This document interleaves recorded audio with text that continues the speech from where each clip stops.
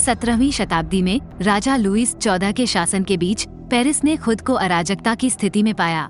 अधिकांश आबादी या तो भूख से मर रही है या युद्ध के लिए भेज दी गई है, जिससे पूरे शहर में व्यापक अशांति और दंगे हो रहे हैं। लोगों की मांगों को संबोधित करने के बजाय राजा ने दंगाइयों को ढहती जेलों में बंद करने का विकल्प चुना, जिससे उन्हें धीमी और दर्दनाक मौत का सामना करना पड़ा।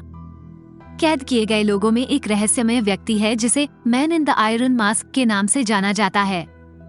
निम्नलिखित दृश्य में शाही मस्केटियर्स के नेता डी आर्टिगनन घोड़े पर सवार होकर शहर में गश्त करते हैं।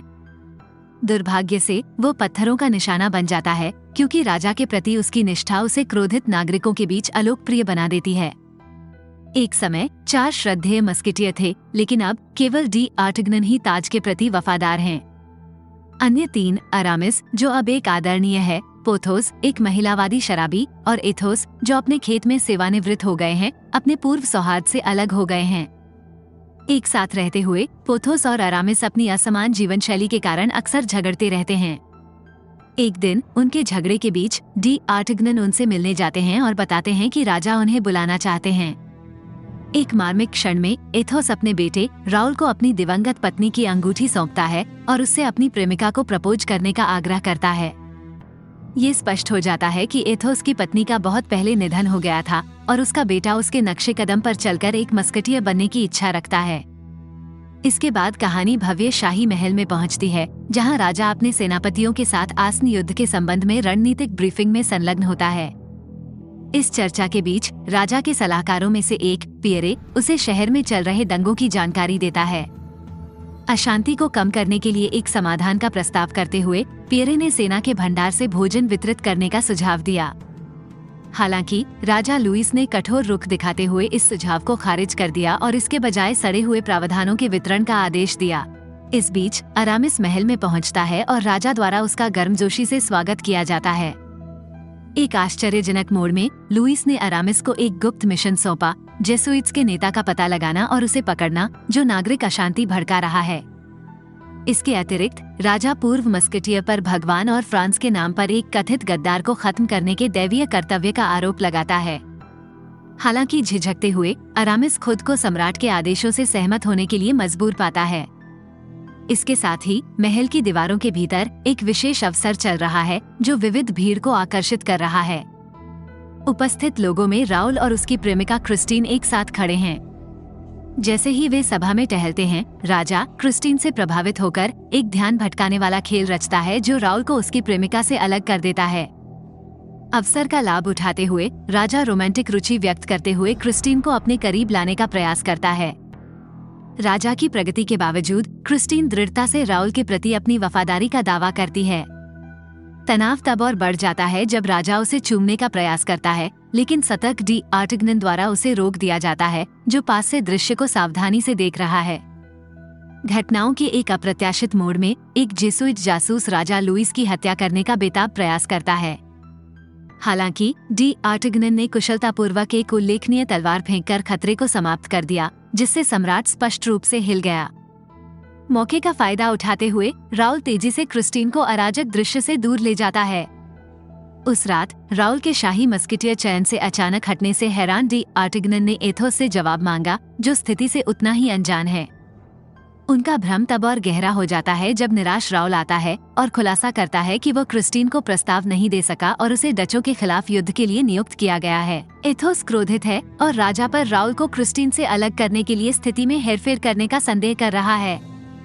डी आर्टिगनन राउल की दुर्दशा से सहानुभूति रखता है और एथोस से वादा करता है कि वह राजा का सामना करेगा। अगले दृश्य में सड़े हुए भोजन के वितरण से क्रोधित होकर दंगाइयों की एक भीड़ महल पर हमला करती है। जैसे ही मस्केटियर्स हस्तक्षेप करने की तैयारी करते हैं, डी आर्टिगनन आगे बढ़ते हैं और उन्हें बल प्रयोग करने से रोकते हैं। क्रोधित भीड़ का अकेले सामना करते हुए वह अपनी तलवारबाजी का प्रदर्शन करता है और उनका विश्वास जीतता है। डी आर्टिगनन ने उन्हें ताज़ा भोजन उपलब्ध कराने का वादा किया और जवाब में दंगाई शांतिपूर्वक तितर-बितर हो गए। बाद में महल के भीतर एक गुप्त मार्ग में डी आर्टिगनन ने राजा को सूचित किया कि भीड़ को खुश करने के लिए नए प्रावधान वितरित किए जाने चाहिए। क्रिस्टीन के साथ राजा के इरादों के बारे में स्पष्टता की मांग करते हुए डी आर्टिगनन को अवज्ञा का सामना करना पड़ता है। लुई अपने अधिकार का दावा करता है, अपनी शाही स्थिति को देखते हुए अपनी इच्छानुसार कार्य करने की स्वतंत्रता का दावा करता है। एक सुदूर स्थान पर राउल और उसके सैनिक दुश्मन के इलाके पर आक्रमण की तैयारी करते हैं। आगे बढ़ने से पहले राउल एक अन्य जनरल को एक पत्र सौंपता है, जिसमें इसे शाही महल में पहुंचाने का अनुरोध किया जाता है। आरोप का नेतृत्व करते हुए त्रासदी तब घटती है जब एक डच तोप राउल के पास फट जाती है, जिससे तुरंत उसकी जान चली जाती है। विनाशकारी समाचार तुरंत क्रिस्टीन और एथोस तक पहुंचता है, जिससे वे दुख से टूट जाते हैं। प्रतिशोध की प्यास से व्याकुल एथोस राजा का सामना करने के लिए महल की ओर जाता है। महल में पहुंचने पर एथोस ने अपना क्रोध प्रकट किया और कई बंदूकधारियों को अकेले ही मार गिराया। डी आर्टिगनन हस्तक्षेप करता है, अपने दोस्त को वश में करता है और राउल के समान भाग्य से बचने के लिए उससे विनती करता है। एथोस अनिच्छा से राजा से बदला लेने की कसम खाते हुए वहां से चले जाने को तैयार हो जाता है।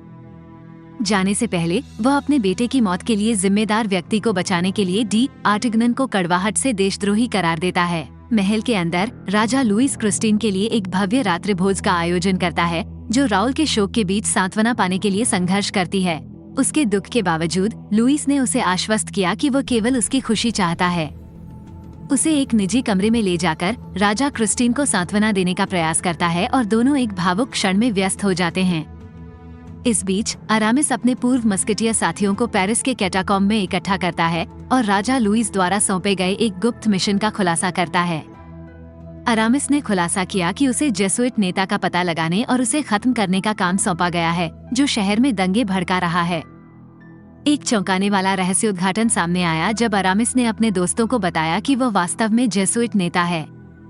ये रहस्योद्घाटन एथोस और पोथोस को स्तब्ध कर देता है, जो आश्चर्यजनक रूप से अरामिस की गुप्त योजनाओं को अपना समर्थन देते हैं। हालांकि राजा के प्रति अपनी वफादारी में दृढ़ डी आर्टिगनन ने उनके साथ शामिल होने से इनकार कर दिया। गुस्से में आकर एथोस ने डी आर्टिगनन का सामना किया और उसे चेतावनी दी कि अगर उनके रास्ते फिर से मिले तो वो मारने में संकोच नहीं करेगा। अगले दृश्य में सेटिंग बेस्टल जेल में स्थानांतरित हो जाती है, जहां आयरन मास्क में आदमी खुले आकाश में झांकते हुए अपने भाग्य के बारे में सोचता है। 3 मस्केटियर दोस्त भेष बदल कर आते हैं। अरामिस एक पुजारी के रूप में प्रस्तुत होता है। कैदी की कोठरी में सफलतापूर्वक घुसपैठ करने के बाद अरामिस मासिक प्रार्थनाएं पढ़ता है, जिससे एक चौंकाने वाला खुलासा होता है। वह एक समान लोहे का मुखौटा पहने हुए एक लाश को छुपाता है, ये दावा करते हुए कि कैदी की मौत काल्पनिक प्लेग वायरस से हुई है। अरामिस गार्डों को लाश को जलाने के लिए बरगलाता है, बिना कोई सबूत छोड़े। समूह कुशलतापूर्वक जेल से भाग जाता है, एक ग्रामीण इलाके में पहुंचता है, जहां वे आयरन मास्क पहने आदमी के बारे में सच्चाई का खुलासा करते हैं। एक आश्चर्यजनक मोड़ में पता चला कि वह राजा लुईस का जुड़वां भाई फिलिप है। फिलिप एक खेत में एक शांतिपूर्ण जीवन का वर्णन करता है, जब तक कि सैनिक उसे जबरन नहीं ले गए और लोहे के मुखौटे के पीछे उसकी पहचान छिपाते हुए उसे कैद कर लिया। रहस्योद्घाटन के एक क्षण में अरामिस अंततः फिलिप को सच्चाई का खुलासा करता है। ये पता चलता है कि जुड़वां बच्चों के जन्म के बाद एनी, उनकी मां, ने जुड़वां बच्चों फिलिप और लुई 13 को जन्म दिया। उनके बीच क्षेत्रीय संघर्षों से बचने के फैसले के कारण फिलिप को त्याग दिया गया और बेस्टल जेल में छिपा दिया गया। चौंकाने वाला रहस्योद्घाटन जारी रहा जब राजा लुई 13 ने अपनी मृत्यु शैया पर एनी और लुई 14 को फिलिप के अस्तित्व के बारे में बताया और उसे वापस लाने की सख्त कोशिश की। हालांकि लालची लुई 14 ने ये सुनिश्चित करते हुए कि उसका जुड़वां भाई हमेशा छिपा रहेगा, फिलिप के चेहरे को लोहे के मुखौटे से छुपा दिया। त्रासदी को और बढ़ाने के लिए अरामिस ने खुलासा किया कि वह वही था जिसने फिलिप पर मुखौटा लगाया था। अरामिस फिलिप द्वारा सहे गए अत्याचारों के लिए पश्चाताप व्यक्त करते हुए उसे राजा लुईस के स्थान पर नियुक्त करके उसके जन्मसिद्ध अधिकार को बहाल करने की कसम खाता है। हालांकि उनके दोस्त इस योजना को बहुत खतरनाक मानते हुए संदेह व्यक्त करते हैं। इस बीच महल में वापस राजा लुईस को फिलिप की मृत्यु के बारे में एक संदेश मिलता है, लेकिन वो उदासीन रहता है। दूसरा बक्सा खोलने पर उसे लोहे का मुखौटा मिला, जिससे वो हैरान रह गया। इसके साथ ही एनी अपने बेटे की मौत की खबर सुनकर रोने लगती है। डी आर्टिगनन राजा के प्रति वफादारी चुनने से पहले डी आर्टिगनन के पास आता है और सांत्वना देता है, जिससे उनके बीच पहले से छिपे हुए रोमांटिक संबंध का खुलासा होता है। शांत ग्रामीण इलाके में 3 बंदूकधारी लगातार फिलिप को अपनी दुस्साहसिक योजना में शामिल होने के लिए मनाने की कोशिश करते हैं, लेकिन वह शुरू में इनकार कर देता है, बिना किसी दिखावे के स्वतंत्रता का जीवन चाहता है। निर्णायक मोड़ तब आता है जब वे एकीकृत फ्रांस के अपने सपने को साझा करते हैं, जहां सभी नागरिक शांति से रह सकें। इस दृष्टिकोण से प्रेरित होकर फिलिप भाग लेने के लिए सहमत हो गया। तीनों ने एक गहन प्रशिक्षण कार्यक्रम शुरू किया, जिसमें फिलिप को दिन रात शाही आचरण की कला सिखाई गई। इस बीच महल के भीतर क्रिस्टीन शाही परिवेश में ढलने लगती है।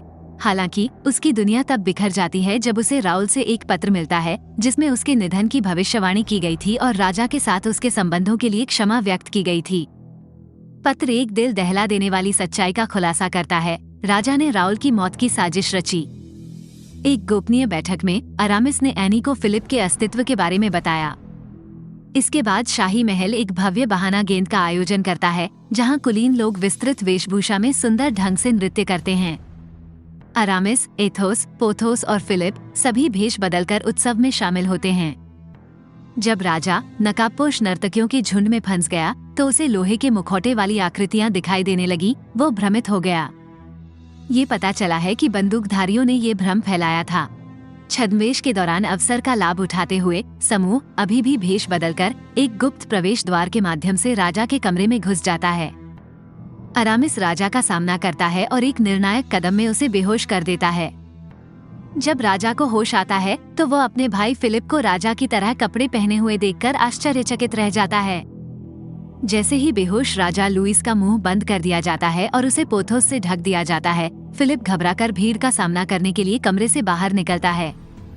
पहली बार सिंहासन पर बैठते हुए उसका सामना क्रिस्टीन से होता है, जो उस पर हत्यारा होने का आरोप लगाती है। आक्रामकता के साथ प्रतिक्रिया करने के बजाय फिलिप ने उसे शांत करके और चीजों को सही करने का वादा करके सभी को आश्चर्यचकित कर दिया। घटनाओं का अप्रत्याशित मोड़ संदेह पैदा करता है और यहाँ तक कि डी आर्टिगनन भी फिलिप से सवाल करना शुरू कर देता है। फिलिप ने गार्डों को हाई अलर्ट पर रहने का आदेश दिया और उसे भूमिगत गोदी तक ले गया। फिलिप के साथ तीनों बंदूकधारी उस बंदरगाह की ओर बढ़ते हैं जहाँ उनकी भागने वाली नाव इंतजार कर रही है। हालांकि उन्हें गार्डों द्वारा देख लिया जाता है, जिससे एक लंबा और तीव्र टकराव होता है। संख्या में कम होने के बावजूद बंदूकधारियों ने गार्डों के खिलाफ अपनी पकड़ बनाए रखते हुए अनुकरणीय युद्ध कौशल का प्रदर्शन किया। जैसे ही वे भागने वाले होते हैं, दरवाजा अप्रत्याशित रूप से बंद हो जाता है, जिससे वे फंस जाते हैं। डी आर्टिगनन और उसके गार्डों द्वारा पकड़े जाने पर एक तीव्र आमना सामना शुरू हो जाता है। जैसे ही स्थिति चरम बिंदु पर पहुंचती है, एथोस राजा लुईस का चेहरा उजागर कर देता है और उसे जान से मारने की धमकी देता है। रहस्योद्घाटन से हैरान डी आर्टिगनन ने अपने गार्डों को गेट खोलने का आदेश दिया। तनावपूर्ण आदान प्रदान में दोनों समूह लड़कों का व्यापार करते हैं। हालांकि जैसे ही मस्केटियर फिलिप के साथ प्रस्थान करने वाले थे, गार्ड ने उसे फिर से पकड़ लिया, जिससे एथोस, पोथोस और अरामिस को अकेले भागने के लिए मजबूर होना पड़ा। महल के अंदर राजा लुईस गुस्से में फिलिप को देखता है और डी आर्टिगनन को बताता है कि वो लड़का धोखेबाज नहीं बल्कि उसका भाई है। डी आर्टिगनन ये जानकर आश्चर्यचकित रह गए कि फिलिप राजा लुईस का भाई है। एनी कमरे में प्रवेश करती है और वो और डी आर्टिगनन दोनों लालची राजा से फिलिप को माफ करने की विनती करते हैं। अविचलित राजा लुईस ने अपने आदमियों को आदेश दिया कि फिलिप को उसके चेहरे पर लोहे का मुखौटा लगाकर वापस उसी जेल में डाल दिया जाए। बाद में जैसे ही डी आर्टिगनन एनी को सांत्वना देने का प्रयास करता है, उसे दूसरे कमरे से चीख सुनाई देती है। अंदर भागते हुए उसे पता चला कि क्रिस्टीन ने अपनी जान ले ली है। डी आर्टिगनन तबाह हो गया है, लेकिन लुईस इस त्रासदी के प्रति उदासीन है। इस बीच फिलिप को एक बार फिर लोहे का मुखौटा पहनाया जाता है और विशेष चाबी राजा लुईस को सौंप दी जाती है। तीनों बंदूकधारी डी आर्टिगनन द्वारा छोड़ा गया एक नोट ढूंढकर गार्ड से बचने में कामयाब हो जाते हैं। इसमें फिलिप को बचाने के लिए उसके द्वारा आयोजित 10 मिनट की विंडो का खुलासा किया गया है। शुरू में संदेह होने पर तीनों ने अंततः अपने पुराने दोस्त पर भरोसा किया और फिलिप को बचाने के लिए निर्दिष्ट स्थान पर जाने के लिए अपनी प्रसिद्ध मस्केटियर वेशभूषा पहन ली। निम्नलिखित दृश्य में तीनों एक जेल में डी आर्टिगनन से मिलते हैं और साथ में वे फिलिप का पता लगाते हैं। जैसे ही वे भागने का प्रयास करते हैं, लुईस और उसके लोगों ने सभी निकासों को अवरुद्ध कर दिया। बाहर निकलने का कोई रास्ता नहीं बचा। चारों बंदूकधारी अपने पुराने सौहार्द की भावना को बुलाते हैं और लुईस के सैनिकों के खिलाफ एक भयंकर युद्ध में शामिल हो जाते हैं। संख्या में कम होने के बावजूद वे अपने प्रभावशाली कौशल का प्रदर्शन करते हैं। न्याय और मुक्ति के लिए एक साहसी अंतिम स्टैंड में विपक्ष को परास्त करते हैं। जैसे ही अधिक लोग आते हैं, फिलिप के साथ मस्केटियर दूसरे कमरे में भागने के लिए मजबूर हो जाते हैं। फिलिप अपराध बोध से अभिभूत होकर अनुरोध करता है कि वे खुद को बचाने के लिए उसे छोड़ दें। हालांकि डी आर्टिगनन ने एक चौंकाने वाली सच्चाई का खुलासा किया। लुइस और फिलिप दोनों का जन्म उनके और एनी के प्रेम प्रसंग के दौरान हुआ था। गतिरोध का सामना करते हुए लुइस मस्केटियर्स के आत्मसमर्पण की मांग करता है, लेकिन वे जबरदस्त साहस के साथ जवाब देते हैं, विपक्ष पर हमला करते हैं। यहाँ तक कि लुइस के रक्षक भी उनकी वीरता से आश्चर्यचकित रह गए और सम्मान में अपने हथियार वापस ले लिए। क्रोधित होकर लुइस ने फिलिप पर खंजर घुमाया, लेकिन डी आर्टिगनन ने हस्तक्षेप किया और घातक प्रहार किया। वह अपने दोस्तों, बेटों और सेना के जनरलों के बीच मर जाता है। तबाह होकर फिलिप ने अपने भाई के साथ कपड़े बदल लिए और उसे लोहे का मुखौटा पहना दिया। वह गार्डों को धोखेबाज को ले जाने का आदेश देता है और घोषणा करता है कि अरामिस, एथोस और पोथोस उसके नए शाही सलाहकार हैं। अंतिम दृश्य में राजा फिलिप राजा लुई 14 के भेष में 3 बंदूकधारियों के साथ डी आर्टिगनन के अंतिम संस्कार में शामिल होते हैं। फिलिप एथोस के पास जाता है और उसका बेटा बनने की इच्छा व्यक्त करता है। अनुरोध सहर्ष स्वीकार कर लिया जाता है। फिल्म ये खुलासा करते हुए समाप्त होती है कि फिलिप के सत्ता संभालने के बाद फ्रांस एक समृद्ध और शक्तिशाली राष्ट्र बन गया।